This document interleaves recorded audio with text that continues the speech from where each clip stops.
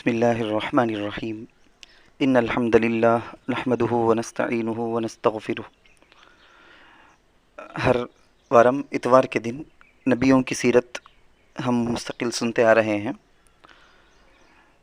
اس warm انشاءاللہ حضرت شیس علیہ السلام، حضرت ادریس علیہ السلام، دو پیغمبروں کے بارے میں بتایا جائے گا۔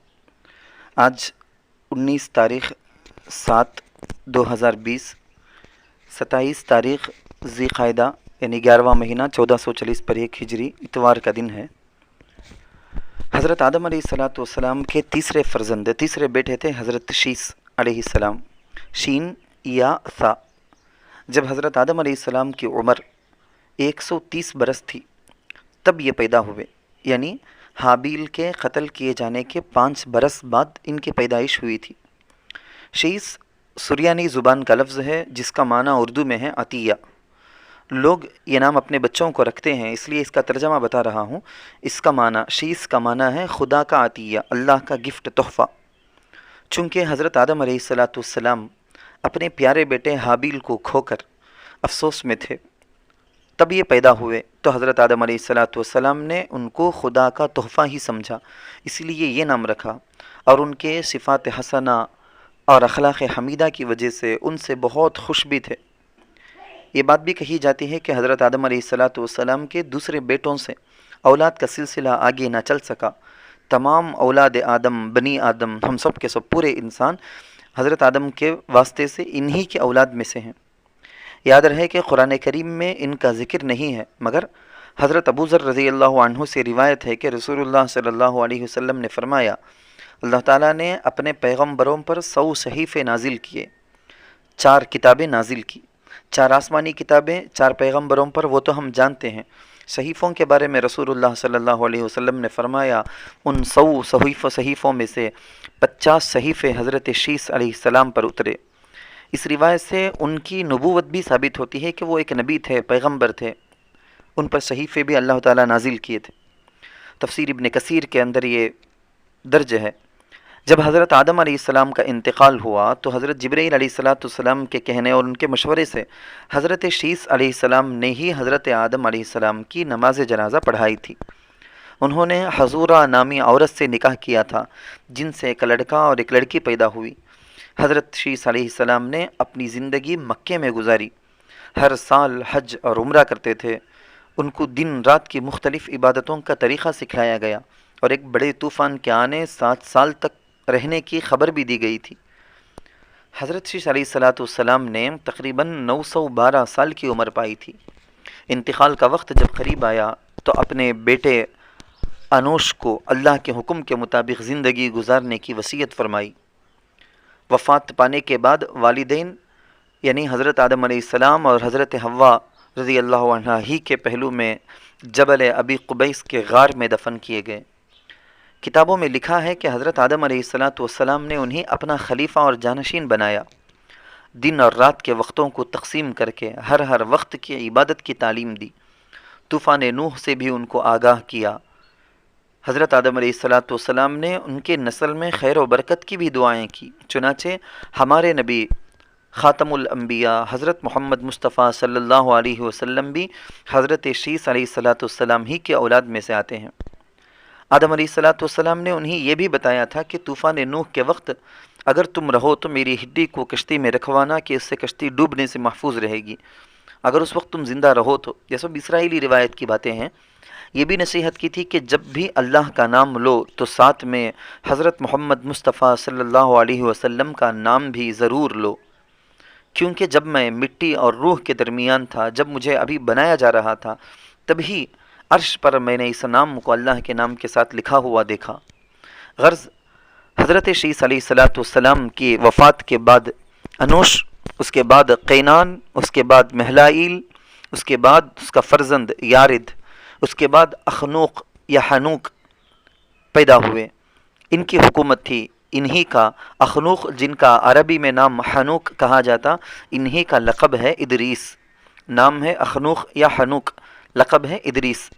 حضرت شیس علیہ السلام کے بعد حضرت آدم علیہ السلام کی اولاد میں تیسرے نمبر پر یہی نبی بنائے گئے تھے۔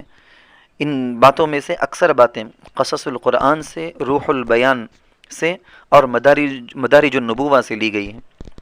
تیسرے نبی حضرت ادریس علیہ الصلاۃ والسلام۔ حضرت ادریس علیہ الصلاۃ والسلام ایک مشہور نبی ہیں۔ وہ حضرت آدم علیہ السلام کی وفات کے تقریباً 100 یا 500 سال بعد اور حضرت نوح علیہ الصلاۃ والسلام سے 1000 سال پہلے شہر بابل میں پیدا ہوئے۔ انہوں نے حضرت شیس علیہ الصلاۃ والسلام ہی سے علم حاصل کیا تھا، علم نجوم، علم حساب کا علم، سلائی کا علم، ناپ تول اور اس کی تفصیلات اور ہتھیار اسلحہ بنانے کا فن اور کئی چیزیں انہوں نے حاصل کیا تھا۔ روح المعانی، مستدرک حاکم، معارف القرآن وغیرہ میں یہ باتیں اور بھی چند باتیں لکھی گئی ہیں۔ یہ لکھا گیا ہے کہ تحریر و کتابت کے بانی، دنیا میں سب سے پہلے قلم سے لکھنے والے تحریر کتابت حضرت ادریس علیہ الصلاۃ والسلام ہی ہیں۔ ان کے زمانے میں متعدد زبانیں بولی جاتی تھیں، اللہ نے بھی ان کو وہ ساری زبانیں سکھلائیں، چنانچہ وہ لوگوں سے ان کی زبان میں بات کیا کرتے تھے، جس کی جو زبان ہے اسی میں۔ ان کا ذکر قرآن کریم میں بھی 2 جگہوں میں آتا ہے۔ آیت کریمہ ہے اعوذ باللہ من الشیطان الرجیم بسم اللہ الرحمن الرحیم واذکر فی الکتاب ادریس انہ کان صدیقا نبیا۔ خاص اللہ تعالیٰ تعریف کرتے ہیں کہ وہ ایک سچا نبی تھا، ورفعناہ مکانا علیہ، ہم نے ان کو بلند مقام عطا کیا تھا، بڑا مقام عطا کیا تھا۔ سورہ مریم میں یہ آیت ہے۔ ایک دوسری جگہ سورۃ الانبیاء میں ایک آیت آتی ہے واسماعیل وادریس وذل کفل کل من الصابرین۔ یہاں پر بھی حضرت ادریس علیہ الصلاۃ والسلام کا دیگر نبیوں کے ناموں کے ساتھ ملا کر آیا ہے۔ جن 25 نبیوں کے انبیاء کے ناموں کا قرآن کریم میں ذکر ہے، ان میں سے یہ بھی ایک ہیں۔ انہیں قرآن میں بڑے ہی سچے صبر کرنے والے نبی بتلایا گیا ہے۔ مؤرخین، تاریخ لکھنے والے لکھتے ہیں کہ وہ گفتگو میں سنجیدہ اور خاموش طبیعت کے مالک تھے، چلتے وقت زمین پر نگاہ رکھتے تھے، بات کرتے وقت بار بار شہادت کی انگلی سے اشارہ کرتے تھے۔ جوانی میں ہی آپ کو نبوت ملی، 30 صحیفے آپ پر نازل کیے گئے۔ اکثر لوگ کافر تھے، آپ نے ایک اللہ کی طرف دعوت دی، تھوڑے لوگ مانے، اکثر لوگ جھٹلاتے رہے، اور لوگوں کا ظلم و ستم جب حد سے بڑھ گیا تو اللہ کے حکم سے ایمان والوں کو لے کر بابل سے مصر چلے گئے، دریائے نیل کے کنارے آباد ہو گئے، دعوت حق دیتے ہوئے 360 پر 5 سال کی عمر میں وفات پا گئے۔ روح المعانی۔ سب سے پہلے حضرت ادریس علیہ الصلاۃ والسلام نے ہی لوگوں کو پڑھنے لکھنے کا درس دیا، اسی لیے آپ کا لقب ادریس یعنی درس دینے والا یہ لقب پڑ گیا۔ لوگ یہ بھی اپنے بچوں کا نام رکھتے ہیں ادریس کر کے، اس لیے اس کا معنی بتا رہا ہوں کہ ادریس کا معنی درس دینے والا، پڑھانے والا۔ حضرت ادریس علیہ الصلاۃ والسلام سے متعلق اسرائیلی روایات میں بے شمار باتیں منقول ہیں۔ اسی میں یہ بھی کہا گیا ہے کہ 10 بڑی ایسی چیزیں ہیں جس کو آپ نے ہی دنیا میں سب سے پہلے کیا، گویا آپ مجید ہیں، بانی ہیں، اس سلسلے میں سائنسدان ہیں۔ علم طب، میڈیکل، علم ہیئت اور علم نقاشی کا بھی آپ کو ہی بانی بتایا جاتا ہے۔ نیز یہ کہ وہ 70 پر 2 زبانیں، 72 زبانیں جانتے تھے۔ بستیاں آباد کرنا، شہروں کو آباد کرنا، شہریں بنانا انہوں نے ہی دنیا کو سکھایا ہے۔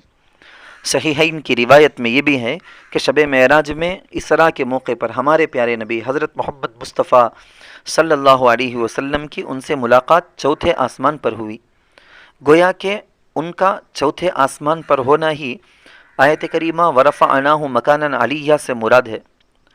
ایک دوسری روایت حضرت ابن عباس رضی اللہ عنہما سے ہے کہ انہوں نے کعب احبار، جو صحابی کے یہودی تھے مسلمان ہو گئے، آسمانی کتابوں کے بڑے عالم تھے، وہ صحابی کعب احبار رضی اللہ عنہ سے حضرت ابن عباس نے پوچھا کہ قرآن کریم میں ورفعناہ مکانا علیہ جو حضرت ادریس علیہ الصلاۃ والسلام کے بارے میں ہے، مکانا علیہ بلند مقام سے کیا مراد ہے؟